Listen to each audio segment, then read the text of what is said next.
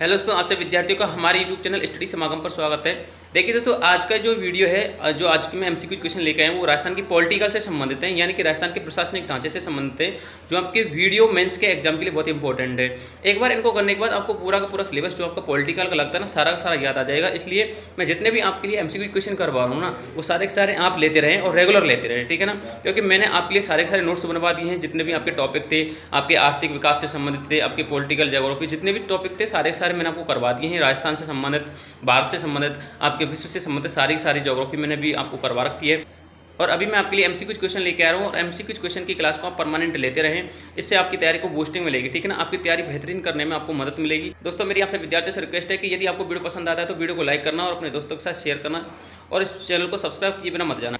और यदि आप मेरे चैनल से जुड़ते रहोगे तो आपकी तैयारी को बूस्टिंग करने के लिए मैं भरसक प्रयत्न करता रहूँगा, ठीक है ना। तो चलते हैं डायरेक्ट एमसीक्यू क्वेश्चन की तरफ, ज़्यादा टाइम वेस्ट ना करते हुए। दोस्तों, जैसा कि आपको स्क्रीन पर सबसे पहले क्वेश्चन दिखाई दे रहा होगा, ग्राम पंचायत का अध्यक्ष सरपंच अपना त्यागपत्र किसे सौंपता है। यानी कि जो आपका ग्राम पंचायत का अध्यक्ष होता है सरपंच, वो अपना त्यागपत्र किसके लिए देता है, ठीक है ना। ऑप्शन नंबर ए में रखा है प्रधान को, जिला प्रमुख को, खंड विकास अधिकारी को, या फिर मुख्य कार्यकारी अधिकारी को। तो बताइए इसका उत्तर क्या हो सकता है। देखिए, इसका उत्तर है खंड विकास अधिकारी को, यानी कि जो सरपंच होता है वो अपना त्यागपत्र खंड विकास अधिकारी को देता है, ठीक है ना। अब बात करते हैं अगले क्वेश्चन की। अगला क्वेश्चन है, राजस्थान विधानसभा की समस्त कार्रवाइयों का संचालन एवं नियंत्रण और समन्वय कौन करता है। तो बताइए इसका उत्तर क्या हो सकता है। ऑप्शन आपके सामने दिए हुए हैं। ऑप्शन नंबर ए में रखा है राज्यपाल, विधानसभा का अध्यक्ष, मुख्यमंत्री, जिला कलेक्टर। तो बताइए इसका उत्तर क्या है। देखिए, इसका उत्तर है विधानसभा का अध्यक्ष, ठीक है ना। विधानसभा का अध्यक्ष जो होता है वो समस्त कार्रवाइयों का संचालन, नियंत्रण एवं समन्वय करता है, ठीक है ना। याद रखना इस चीज को, आप इसमें राज्यपाल या फिर मुख्यमंत्री मत कर देना। अब बात करते हैं अगले क्वेश्चन की। अगला क्वेश्चन है आपका, जिला कलेक्टर जिला दंड नायक के रूप में कानून व्यवस्था बनाए रखने हेतु निम्न में से कौन सा कार्य करता है। और ऑप्शन आपके सामने दिए हुए हैं। ऑप्शन नंबर ए में रखा है पुलिस थानों का निरीक्षण, ऑप्शन नंबर बी में रखा है जेलों का निरीक्षण, हथियारों का लाइसेंस जारी करना, या फिर उपयुक्त सभी। तो बताइए इसका उत्तर क्या हो सकता है। यानी कहने का मतलब है जो जिला कलेक्टर के कार्य हैं दंड नायक के रूप में, वो क्या क्या कार्य है, ठीक है ना। तो देखिए इसका उत्तर है उपयुक्त सभी। ये जितने भी कार्य दे रखे हैं ना, ये सारे के सारे कार्य आपके जिला कलेक्टर के जो एक दंड नायक के रूप में कार्य हैं, ठीक है ना। अब बात करते हैं अगले क्वेश्चन की। अगला क्वेश्चन है, मंत्रिपरिषद के सदस्यों को नियुक्ति के कितने समय के भीतर राज्य विधानमंडल का सदस्य बनना आवश्यक होता है। यानी कि कहने का सीधा सीधा मतलब है, जो मंत्रिपरिषद के जो सदस्य होते हैं जब उनकी नियुक्ति हो जाती है, सपोज कीजिए कोई कैंडिडेट है, अब इसकी मंत्रिपरिषद में क्या होगी, नियुक्ति हो गई, ठीक है ना। अब नियुक्ति तो होगी, तो ये अभी नियुक्ति होने के बाद विधानमंडल का सदस्य नहीं बना है, इस बात को याद रख लेना, ठीक है ना। तो विधानमंडल का सदस्य कब बनता है, ये विधानमंडल का सदस्य तब बनता है जब इसको 6 महीने के भीतर भीतर इसको मान्यता मिल जाती है, ठीक है ना। तो 6 महीने के भीतर भीतर इसको विधानमंडल का सदस्य बनना आवश्यक होता है। अदरवाइज मंत्रिपरिषद के सदस्य की जो नियुक्ति हुई ना, उसको बर्खास्त कर दिया जाता है, ठीक है ना। याद रखना इस चीज को। तो इसका उत्तर क्या हो गया, 6 महीने के भीतर भीतर उसको विधानमंडल का सदस्य बनना आवश्यक होता है। अब बात करते हैं अगले क्वेश्चन की। अगला क्वेश्चन है, सरपंच के चुनाव में भाग लेते हैं। तो बताइए सरपंच के चुनाव में भाग कौन कौन लेते हैं। ऑप्शन नंबर ए में रखा है ग्राम सभा के द्वारा निर्वाचित पंच, पंचायत क्षेत्र के पंजीकृत मतदाता, गांव के सभी प्रबुद्ध नागरिक, या फिर उपर्युक्त में से कोई नहीं। तो बताइए इसका उत्तर क्या हो सकता है। देखिए इसका उत्तर है ग्राम पंचायत के जो पंजीकृत मतदाता होते हैं ना, वो सारे सारे मतदाता इसमें चुनाव में, जो सरपंच का चुनाव होता है उसके चुनाव में भाग ले सकते हैं, ठीक है ना। अगला क्वेश्चन है, पटवारियों की नियुक्ति किसके द्वारा की जाती है। और ऑप्शन आपके सामने दिए हुए हैं। ऑप्शन नंबर ए में रखा है राजस्व मंडल राजस्थान द्वारा, राजस्थान लोक सेवा आयोग द्वारा, जिला परिषद के द्वारा, या फिर उपर्युक्त में से कोई नहीं। तो बताइए इसका उत्तर क्या हो सकता है। देखिए इसका उत्तर है राजस्व मंडल राजस्थान के द्वारा पटवारियों की नियुक्ति की जाती है। देखिए दोस्तों, जो मैं आपके लिए राजस्थान पॉलिटिकल से संबंधित जो क्वेश्चन लेकर आया हूँ, जो एमसीक्यू क्वेश्चन है, वो सिर्फ वीडियो की क्लास के लिए काम नहीं आएंगे आपके, ठीक है ना। ये आपके लिए पटवारी, या फिर आपकी राजस्थान पुलिस, या फिर राजस्थान स्टेट से संबंधित जितने भी एग्जाम होते हैं सारे एग्जामों में काम आएंगे, ठीक है ना। इसलिए आप इस वीडियो को किसी भी दोस्त के साथ शेयर कर सकते हो, इसमें कोई आपकी पाबंदी नहीं है, उसको भी कुछ ना कुछ इस वीडियो के माध्यम से लाभ जरूर मिलेगा, ठीक है ना। और रही बात राजस्थान वीडियो के विद्यार्थियों की, तो राजस्थान वीडियो के विद्यार्थियों को तो विशेष लाभ मिलेगा। इसलिए ही तो मैं आपके लिए एक एमसीक्यू क्वेश्चनों की सीरीज लेकर आया हूँ, ताकि आप अधिक से अधिक एमसीक्यू क्वेश्चन करो और आपकी तैयारी को और अच्छी तरह से मजबूती मिले, ठीक है ना। अब बात करते हैं अगले क्वेश्चन की। अगला क्वेश्चन है आपका राजस्थान के संदर्भ में ये क्वेश्चन दिया हुआ है। तो इसमें लिखा हुआ है, राजस्थान सूचना अधिकार अधिनियम के तहत कार्यालयों में अभिलेखों का निरीक्षण करने के संदर्भ में क्या प्रावधान दिया हुआ है। यानी कि कहने का मतलब है, जो राजस्थान सूचना अधिकार एक्ट है, उस एक्ट के तहत जो कार्यालयों में अभिलेखों का निरीक्षण करने के संदर्भ में जो प्रावधान दिया हुआ है, वो क्या प्रावधान है। और इसके ऑप्शन आपके सामने दिए हुए हैं। पहले आप इसके ऑप्शन देख लीजिए, उसके बाद मैं आपको इसका मतलब समझा दूंगा, ठीक है ना। वैसे तो आपको ऑप्शनों से पता चल जाएगा कि इसका अर्थ क्या है पूरे प्रश्न का। तो इसका पहला ऑप्शन है 1 घंटे तक निःशुल्क, तत्पश्चात 15 मिनट के लिए 5 रुपए का शुल्क। यानी कि कहने का मतलब है कि आप पहले जो प्रथम घंटा है उसमें तो निःशुल्क कार्य करोगे, और जो 15 मिनट के बाद या फिर 15 मिनट से अधिक जो आप जितना भी काम करोगे उसके लिए आप 5 रुपए का शुल्क लोगे।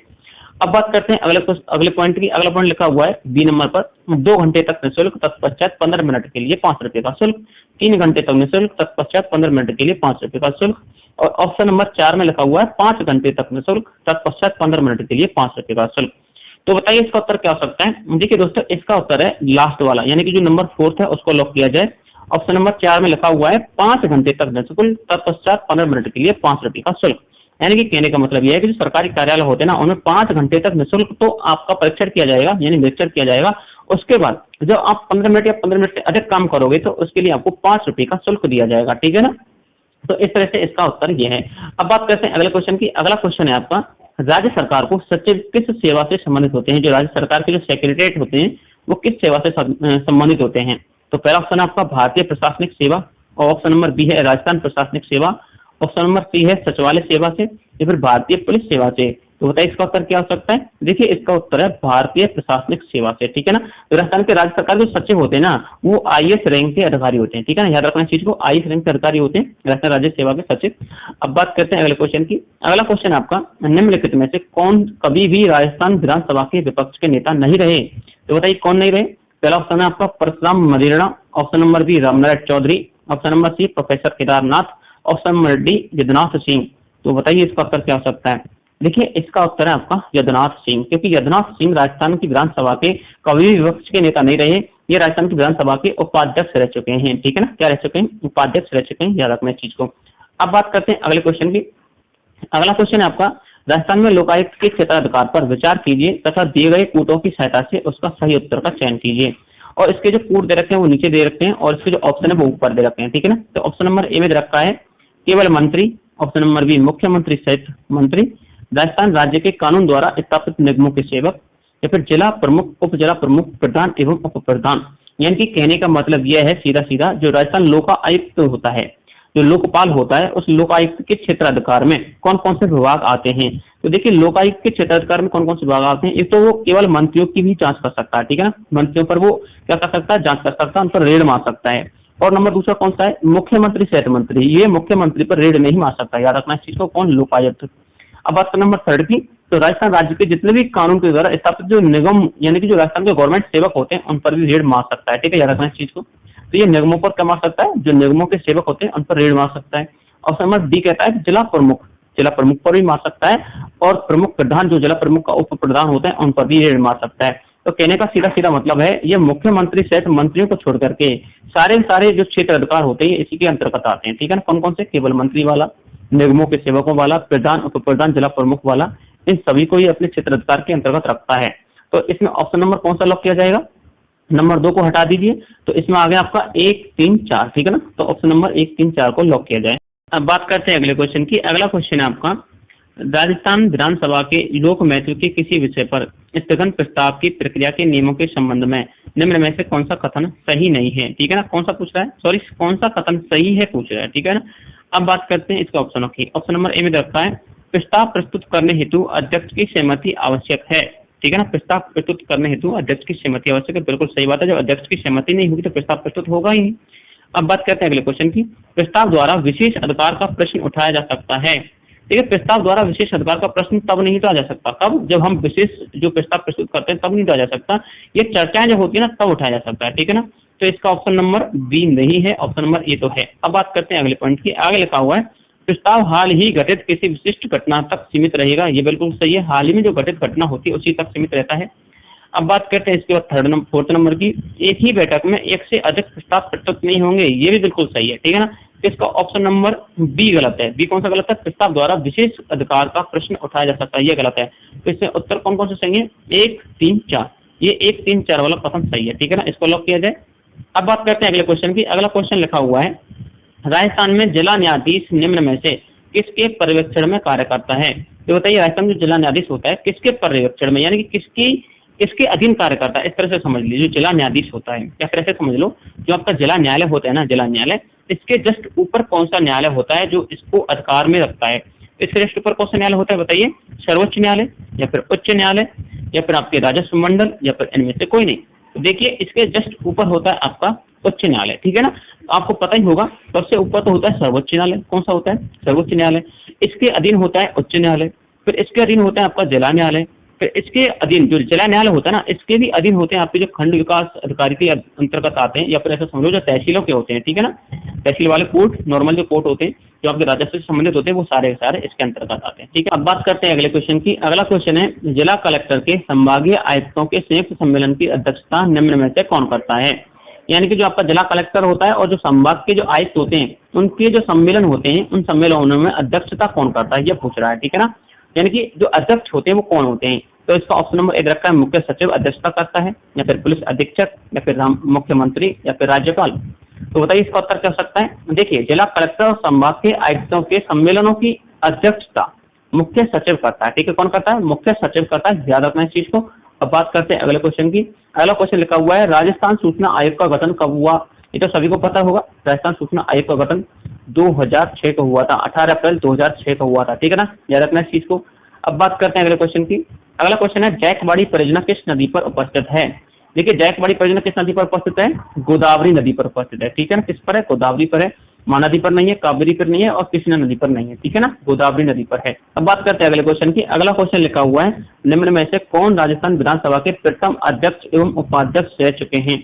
और ऑप्शन आपके सामने दिए हुए हैं, पूनम चंद्र बिश्नोई, निरंजन नाथ आचार्य, शांतिलाल चपलौत, परशुराम मदेरणा। तो इसका उत्तर क्या हो सकता है?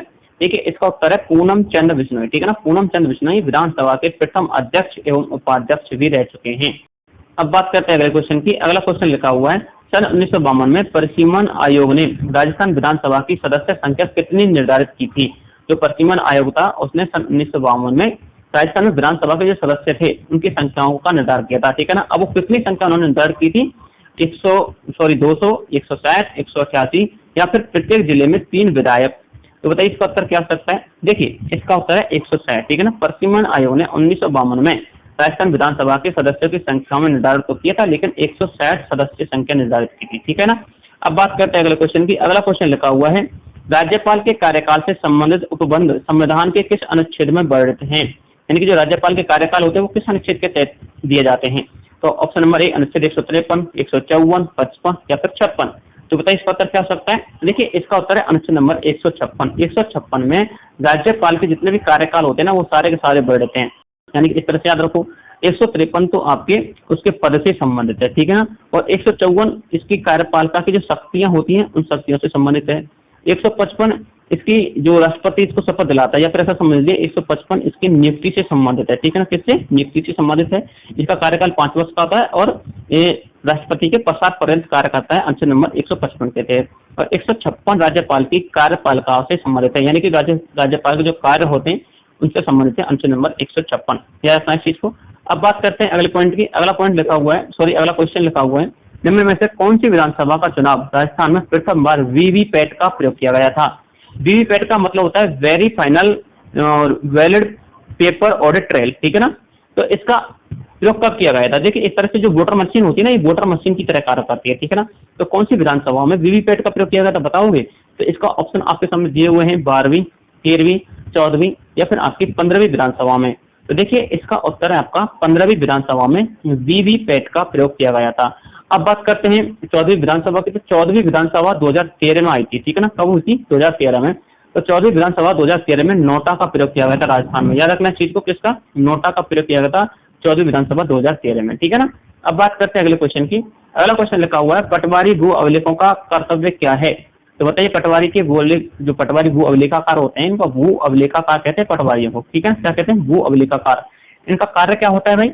इनका कार्य होता है भूमि धारकों से लगान वसूल करना। बिल्कुल सही बात है, भूमि धारकों से लगान वसूल करना इनका कार्य होता है। आम रास्तों पर अतिक्रमण को रोकना, ये भी बिल्कुल सही बात है। आम रास्तों पर अतिक्रमण को रोकना, जो रास्तों पर अधिकार कर लेते हैं लोग उनको हटाना इन्हीं का काम है। सर्वे तथा भू अभिलेख तैयार करना, ये भी सही बात है, भू अभिलेख तैयार करना और सर्वे करना उसका। तो उपयुक्त सभी, तो इसका उत्तर है उपयुक्त सभी, ठीक है ना। याद रखना इस चीज को। तो इस तरह से दोस्तों मैंने आपको राजस्थान से संबंधित जो पॉलिटिकल के इंपॉर्टेंट क्वेश्चन करवा दी है। आपको पता चल जाएगा कि किस तरह के क्वेश्चन आते हैं, ठीक है ना। मैं पॉलिटिकल ज्योग्राफी सारे की सारी सीरीज लेके आ रहा हूँ। वैसे तो मैं आपको पॉलिटिकल का पार्ट नंबर 2 भी लेकर आऊंगा, पार्ट नंबर 3 भी लेकर आऊंगा, और आपको पैटर्न वीडियो मेंस के एग्जाम से पहले बहुत सारे एमसीक्यू क्वेश्चन करवा दूंगा, ताकि आपको कोई प्रॉब्लम ना आए, ठीक है। इसलिए आप मेरे चैनल से जुड़े रहना और अपने दोस्तों के साथ वीडियो को शेयर कर देना। यदि आपको वीडियो पसंद आ जाता है तो वीडियो को लाइक कर देना, और चैनल को बिना सब्सक्राइब किए मत जाना, ठीक है ना। चैनल को सब्सक्राइब जरूर करना। आज के लिए इतना ही काफी, मिलते हैं आपसे नेक्स्ट वीडियो में, तब तक के लिए जय हिंद, जय भारत।